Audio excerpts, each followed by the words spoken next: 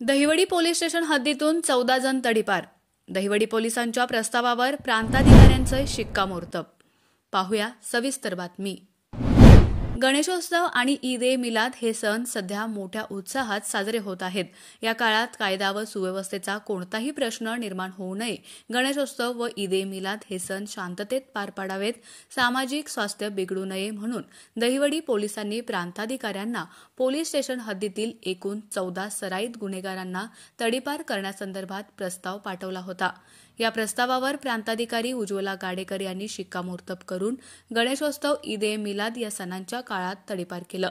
यामध्ये राजवडी येथील स्वप्नील युवराज पाटोळे, गोंदवले बुद्रुकमधील अजय उर्फ सोन्या राम गुजले, शेखर युवराज अवकडे, सचिन हनुमंत माने, वावरहिरेमधील शरद नारायण पांढरे, प्रदीप प्रकाश धर्माधिकारी, मलवडीमधील बाबूराव अण्णा पवार, अंकुश किसन चव्हाण, लहुराज किसन चव्हाण, पिंगळी बुद्रुकमधील योगेश राजाराम माने, शिखर शिंगणापूरमधील काळाराम यशवंत मदने, सोकासनमधील शिवाजी कोंडिबा बोडरे, नरवणेमधील जीवन शिवाजी जाधव आणि नवलेवाडीतील दीपक नामदेव मसुगडे अशा एकूण 14 जणांचा समावेश आहे।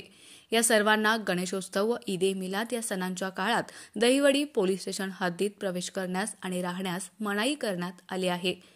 सहाय्यक पोलीस निरीक्षक अक्षय सोनवणे यांनी जिल्हा पोलीस अधीक्षक, अप्पर पोलीस अधीक्षक, उपविभागीय पोलीस अधीक्षक यांच्या मार्गदर्शनाखाली रेकॉर्डवरील एकूण 14 लोकांना तडीपारीचे आदेश देऊन चांगलाच दणका दिलाय।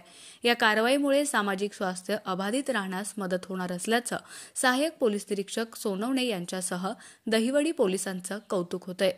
आवाज न्यूजसाठी एकनाथ वाघमोडे, दहिवडी।